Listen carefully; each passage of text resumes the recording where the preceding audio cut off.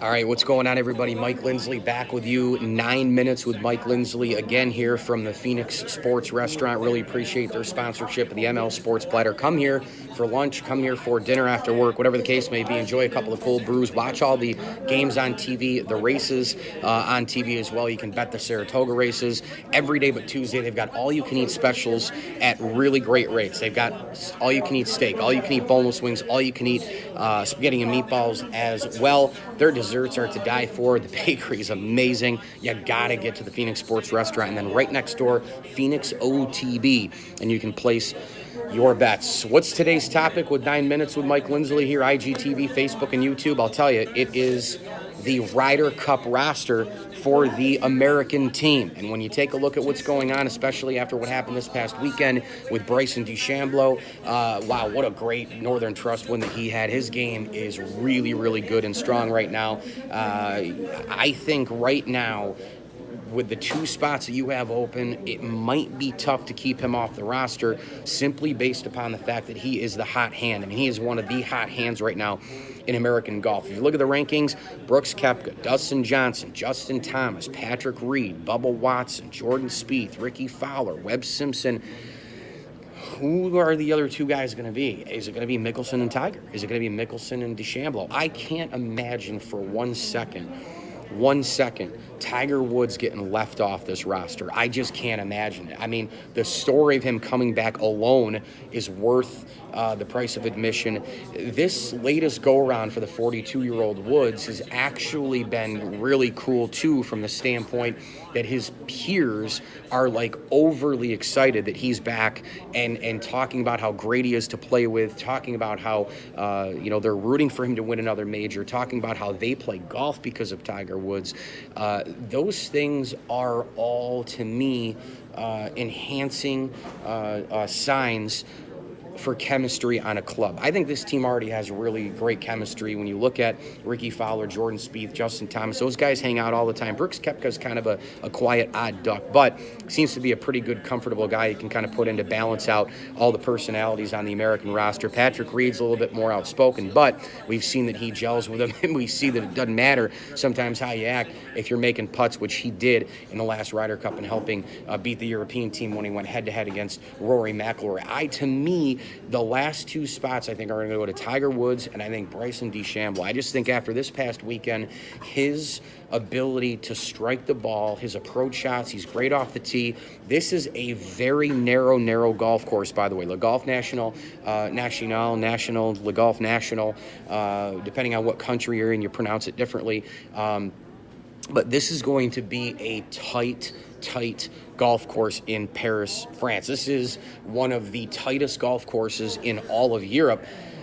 That could hurt putting Tiger Woods on the team. Do you go with DeChambeau and then go with a more accurate player in terms of off the tee, and then maybe you go and offer Tiger an assistant captain role? It's going to be very fascinating to see where the last two spots go. Again, the Ryder Cup is September 28th to the 30th, and I just think with this American roster, Koepka on fire. Right now, this guy is set up to be a legendary player, already has 3 majors, back-to-back U.S. Open wins, and a PGA championship on his resume. He's already got 3 majors. The guy could retire right now, and you could make an argument he's a borderline Hall of Famer. How many people have won back-to-back U.S. Opens? Not many. It's been 5 total guys. PGA championship right after he won back-to-back Opens. Unbelievable stuff there.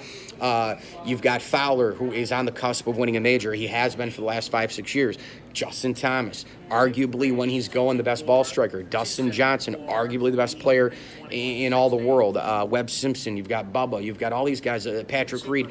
American golf is very, very strong right now, and I think when you take a look at the last 2 spots, it'll just show more depth. I mean, how deep is American golf? Well, Tiger Woods is 42 years old and just came back from the greatest fall of any elite athlete in sports history and still has a chance to win not 1, but 2 major championships.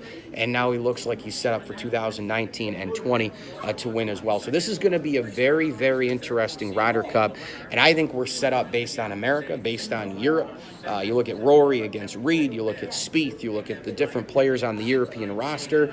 I think we could be heading into one of the great eras of Ryder Cup play. I really believe that, based on back and forth. One team wins, and then 2 years later, the other team takes the cup back. I think we could be really, really headed for an epic era of Ryder Cup golf. Koepka, Dustin Johnson, Justin Thomas, Patrick Reed, Bubba Watson, Jordan Spieth, Ricky Fowler, Webb Simpson, and now, what about the last 2 spots for the Ryder Cup? You know, we talk all the time about the NFL. We talk all the time about college football. We talk about, this is the best time in sports, what a lot of people say in terms of the fall, September, October, and all the rest. Boy, it just adds a little bit more to it, doesn't it, if you have the Ryder Cup involved every couple of years. And, you have playoff pennant race baseball. You have the U.S. Open tennis and all those sorts of things. And the NFL is the king. We know that. College football, the ratings will be bananas again this year, in my opinion. You've got the 2 elite teams in Alabama and Clemson. Can anybody take them down? But, when you've got a Ryder Cup just adding to the excitement of fall sports, it is absolutely incredible. This year's edition is in France, and we'll have to see if it's DeChambeau and Tiger Woods. My prediction is that it will be those 2 guys, but because of the tightness of that golf course, do not be surprised if Tiger is left off. I think it would be a ballsy move, considering what the guy's done, the storyline, how the players would probably want him to play. The last time we had a Ryder Cup, Tiger was an assistant captain, and he helped the camaraderie. The players talked about that. Tiger was terrific with the young players. How do you leave him off this roster when everybody wants him on there? Everybody wants to hang out with him. Everybody's praising him inside the ropes. Everybody's saying what a great guy he is to play with. Everybody's saying how they play golf because of Tiger Woods. This is a no-brainer to put Tiger Woods on the Ryder Cup. The problem is, what's the one area he's really, really shitty right now? Off the tee. And if you can't get off the tee at this particular golf course, big-time problems. I know he's only one guy. Maybe if he drives poorly, he could still score and play fairly well like he did on the front 9 of the last day of the PGA. But you lose, when you're going back and forth, when you're doing the, one shot here, one shot there, when you're doing the every other format, for example, Tiger's twosome is already going to be very beatable because Tiger Woods can't get off the tee. So when you look at it from that standpoint, it's a dangerous game if you put Tiger on the roster. But from a popularity standpoint, and what I talked about DeChambeau and all these guys is hot hands. You can be hot hands at the right time. Justin Thomas was if we had a Ryder Cup last year, Justin Thomas could have been the guy who he's the hot hand type of guy. I'll tell you what, Tiger Woods is as hot a hand right now as anybody. Fascinating stuff for the U.S. Ryder Cup roster. I'm Mike Lindsley, 9 Minutes with me, right here on IGTV, Facebook, and YouTube from the Phoenix Sports Restaurant. I can smell the food coming out of that kitchen. They have got unbelievable burgers, sandwiches, chicken wings, you name it. Awesome beers in the bottle, in the can, on tap.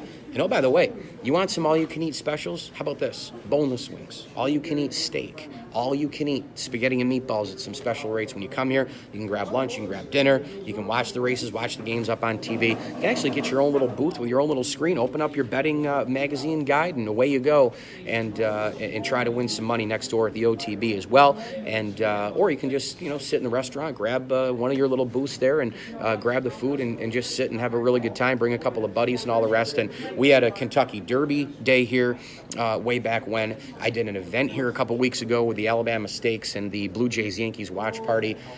Tell you what, it's a really, really great place, and I appreciate Mike and his team for jumping on the ML Sports Platter. Hit me on Twitter at MikeLSports, pinstripepassion.com for my Yankees and baseball commentary. You can download my podcast, the ML Sports Platter, via Spotify, iTunes, and Google Play Music. As I always tell you, enjoy the games.